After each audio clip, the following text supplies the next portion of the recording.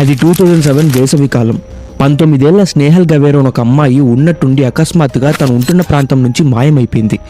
ఇది తెలుసుకున్న వాళ్ళ ఫ్యామిలీ మెంబర్స్కి ఈ సిచ్యువేషన్ ఒక నైట్ మేర్లా తయారైంది.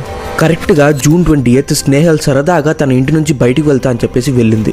అంతే, అదే తన ఫ్యామిలీ మెంబర్స్ తను చివరిసారిగా చూసిన రోజు అయింది.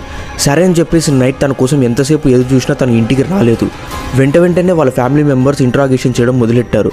తన ఫ్యామిలీ మెంబర్స్ని, తన రిలేటివ్స్ని, తన నైబర్స్ని, తన ఫ్రెండ్స్ని అందరిని అడగడం మొదలెట్టారు. కాకపోతే అందరూ చెప్తున్న ఒకటే సమాధానం, మాకు తన గురించి తెలియదని. అలా ఒక 2 రోజులు గడిచిన తర్వాత స్నేహల్ వాళ్ళ సొంత ఇంట్లో తన బాడీని కనుగొన్నారు.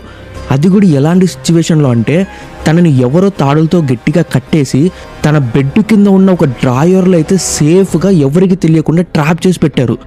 అది చూసిన స్నేహల్ వాళ్ళ పేరెంట్స్కి చేతులు కాళ్ళు ఆడలేదు. ఇన్ని రోజులు మేమా తన మీద పడుకున్నామని చెప్పేసి తలుచుకొని బాధపడుతున్నారు. ఇంకా చేసేదేం లేక పోలీస్ డిపార్ట్మెంట్ తన బాడీ దొరికిన అక్కడి నుంచి ఇన్వెస్టిగేషన్ చేయడం స్టార్ట్ చేశారు.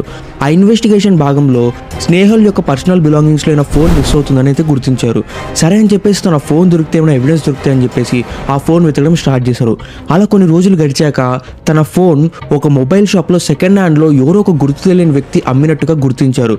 సరే అని చెప్పేసి వెంటనే ఆ మొబైల్ షాప్కి వెళ్ళి ఎంక్వైరీ చేస్తే ఆ మొబైల్ షాప్ అతను వచ్చేసి ఒక గుర్తు తెలియని వ్యక్తికి సంబంధించిన స్కెచ్ని అయితే గీయించి ఇచ్చాడు.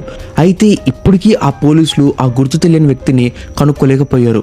ఇంకా other side of this case చూస్తే వాళ్ళ ఫ్యామిలీ మెంబర్స్ని, రిలేటివ్స్ని, పర్సనల్ ఫ్రెండ్స్ని వీళ్ళు ఇంట్రాగేషన్ చేయడం మొదలెట్టారు. కానీ ఎవరి దగ్గర నుంచి ప్రాపర్ ఎవిడెన్స్ అయితే రావట్లేదు, కేసుకి సరైన లీడ్ అయితే దొరకట్లేదు. ఆ తర్వాత స్నేహల్ బాడీని వీళ్ళు ఎగ్జామినేషన్ చేసి చూస్తే తన ఆటోప్సీ రిపోర్ట్స్ ఏం రివీల్ చేస్తున్నాయో తెలుసా? తను స్ట్రాంగ్యులేషన్ వల్ల చనిపోయినట్టుగా అయితే చెప్తున్నాయి. సింపుల్గా చెప్పాలంటే తన నెక్ని ఎవరో గట్టిగా కంప్రెస్ చేసి ఊపిరాడకుండా చేయడం అనమాట. ఆ తర్వాత ఇంకా డీప్గా బ్రేక్ డౌన్ చేసి చూస్తే స్నేహల్కు ఒక బాయ్ ఫ్రెండ్ ఉన్నట్టు, ఆ బాయ్ ఫ్రెండ్ వల్ల తినేమన్నా చనిపోయిందని చెప్పేసి అనుమానాలు ఎక్కువైపోయి ఆ బాయ్ ఫ్రెండ్ని వీళ్ళు ప్రైమ్ సస్పెక్ట్గా అయితే మార్చారు. సరే అని చెప్పేసి ఎప్పుడైతే తన బాయ్ ఫ్రెండ్ యూఎస్ నుంచి ఇండియాకి రిటర్న్ అయ్యాడో వెంటనే తన్ని అరెస్ట్ అయితే చేశారనమాట. అలా అరెస్ట్ చేసింది ఎందుకు?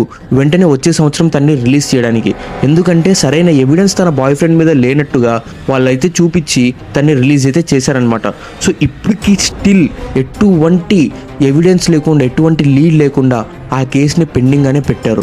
ఇంతవరకు ఆ కేసు సాల్వ్ అయినట్టు లేదు. ఇప్పటికీ ఆ కేసు అన్సాల్వ్డ్ అనమాట.